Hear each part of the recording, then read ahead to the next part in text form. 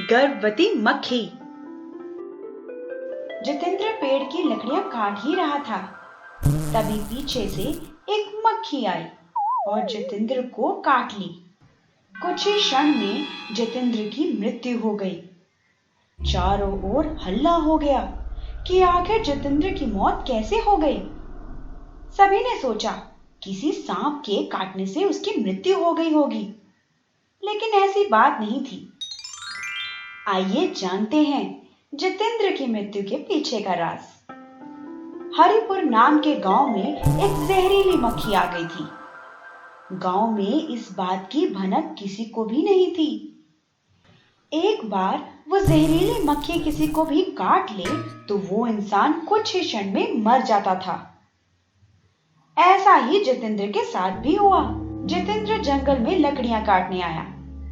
लकड़ी काटते वक्त ही उस जहरीली मक्खी ने जितेंद्र को काट लिया और उसकी मृत्यु हो गई। जितेंद्र स्वर्ग लोक पहुंचा। कुछ दिन वहां रहने के बाद उसने सोचा कि उसकी पत्नी और उसके बेटे की क्या हालत होगी। मैं ही अकेला कमाता था, अब तो मैं मर चुका हूं। उनका क्या हाल होगा, मैं उन्हें देखना चाहता हूं। वो सभी भगवानों से कहा कि उसे वापस से धरती पर जाना है। हे भगवान, मैं वापस धरती पर जाना चाहता हूँ। मुझे इतनी जल्दी अपने पास ना बुलाएं। मैंने जिंदगी में कभी किसी का बुरा नहीं चाहा। कृपया आप मुझे वापस से धरती पर भेज दें। ठीक है जितेंद्र, तुम सही कहते हो। तुम एक अच्छे व्यक्ति हो।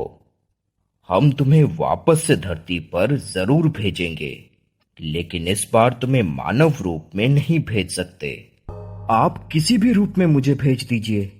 तुम एक ही रूप में धरती पर वापस जा सकते हो, वो है मक्खी का रूप, वो भी सिर्फ कुछ ही दिनों के लिए। जी मैं समझ नहीं पाया। जिस मक्खी ने तुम्हें काटा है वही मक्खी अब कुछ दिनों में गर्भवती होने वाली है। अगर तुम चाहो तो हम तुम्हें उस मक्खी के बच्चे के रूप में वापस धरती पर भेज सकते हैं, वो भी कुछ ही दिनों के लिए। बोलो, मंजूर है? क्या?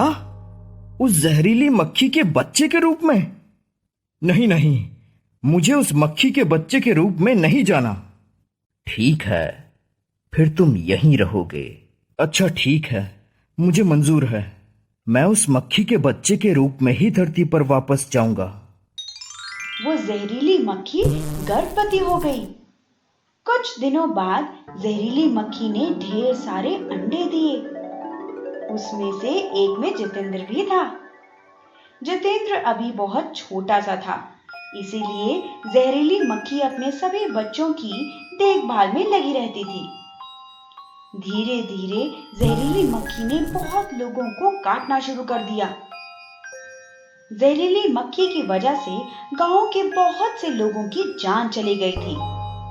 गांव वालों को पता चल गया कि ये सब एक जहरीली मक्खी का काम है।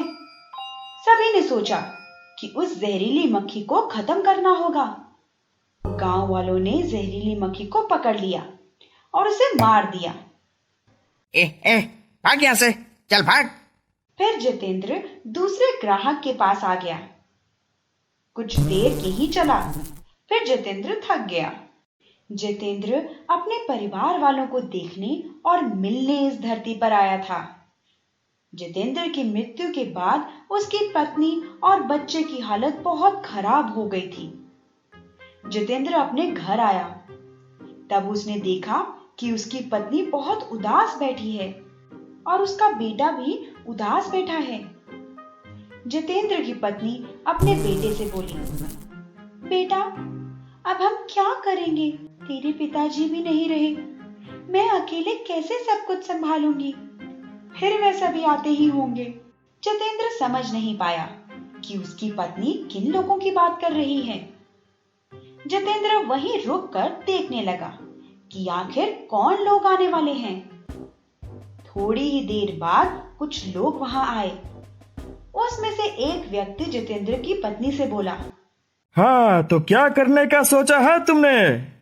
हम लोगों ने इस जमीन को खरीद लिया है। अब निकल जाओ यहाँ से, वरना हम खुद ही तुम्हें निकाल देंगे। नहीं नहीं मालिक, ऐसा मत कहिए, मैं अकेले इतने छोटे बच्चे को लेकर कहाँ जाऊंगी? कृपया ऐसा मत कीजिए। हमें कुछ नहीं पता, हम बस एक दिन का समय और दे सकते हैं। जल्द ही घर खाली करो।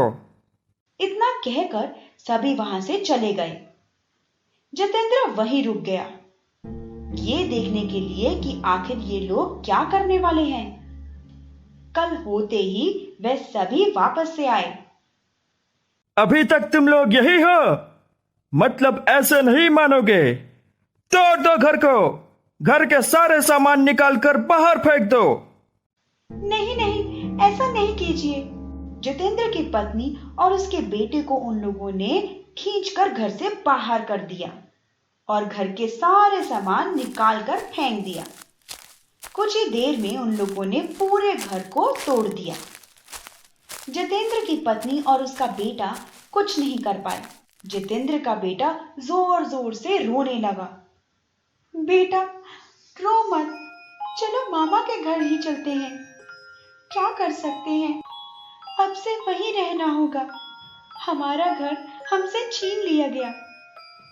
जितेंद्र की पत्नी और उसका बेटा दोनों उदास होकर वहां से चले गए। जितेंद्र की पत्नी अब अपने भाई के घर ही रहने लगी। जितेंद्र ने ये सब देख लिया था। इन सभी चीजों को देखकर उसे बहुत गुस्सा आया। उसने सोच लिया, अब तो वो इन लोगों को सबक सिखाकर ही रहेगा। वो उन सभी का पीछा करने लगा।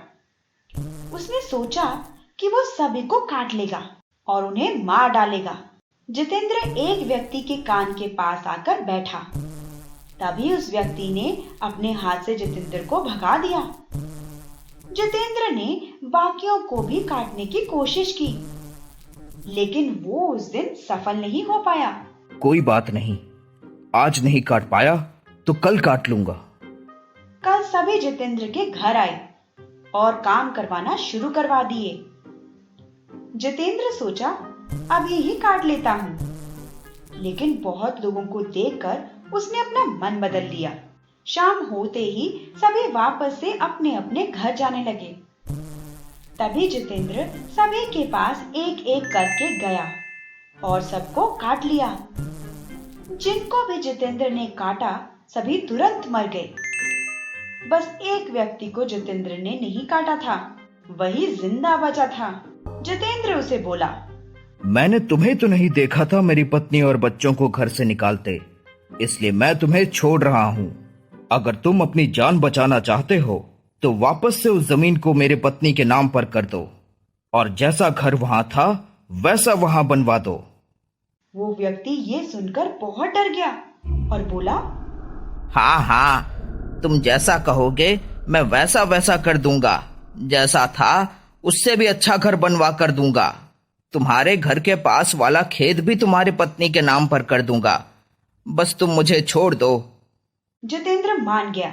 उस व्यक्ति ने जमीन को जितेंद्र की पत्नी के नाम पर करवा दिया और एक अच्छा सा घर भी बनवा दिया। घर के सामने वाले खेत भी उसने जितेंद्र की पत्नी के नाम पर कर दी। जितेंद्र अपनी पत्नी के पास आया और बोला, क्या तुम मुझे सुन रही हो?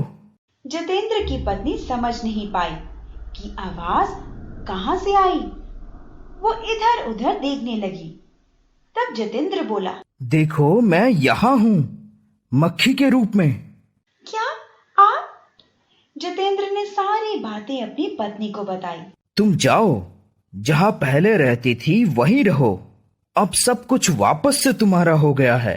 और हाँ, घर के सामने वाली खेत भी तुम्हारी हो गई है, जिससे तुम्हें पैसों और खाने पीने की कोई दिक्कत नहीं होगी।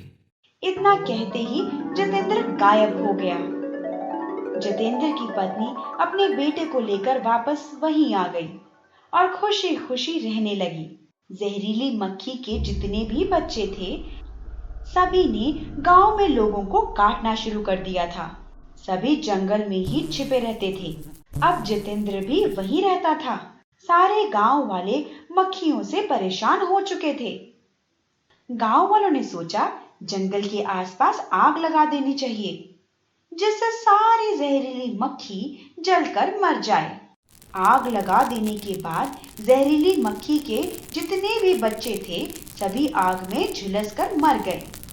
साथ ही साथ जितेंद्र भी उसी आग में झुलसकर मर गया।